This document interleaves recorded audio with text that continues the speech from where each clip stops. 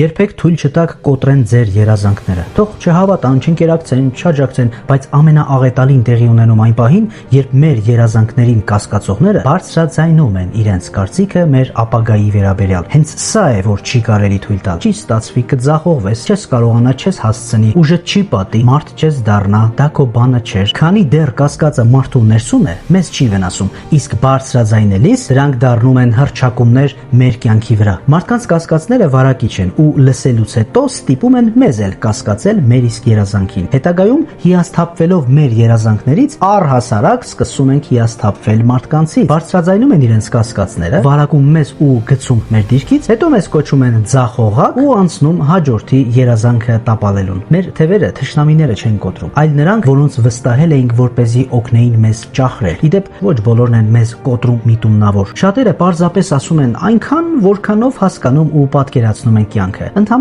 ասում են այն, ինչ մտածում են, իրենց կասկածները։ Իսկ կասկածները երազող մարդու համար հենց թև կտրող խոսքերն են։ Իսկ ինչպես վարվել այն մարդկանց հետ, որոնք արդեն կոտրել են մեզ տարիներ շարունակ։ Ինչպես հիմա էլ թույլ չտալ մարդկանց նման արտահայտություններով կործանեն մեր վաղվա օրը։ Իսկ երեկվա մեզ կոտրող խոսքերը դարձնել պսակ մեր վաղվա հաղթանակի համար։ Կանգնել այդ խոսքերի վրա ու բարձրանալ։ Այս մասին կխոսեմ իմ տելեգրամյան ալիքում, բաժանորդագրվելու համար գրեք նշված համարին։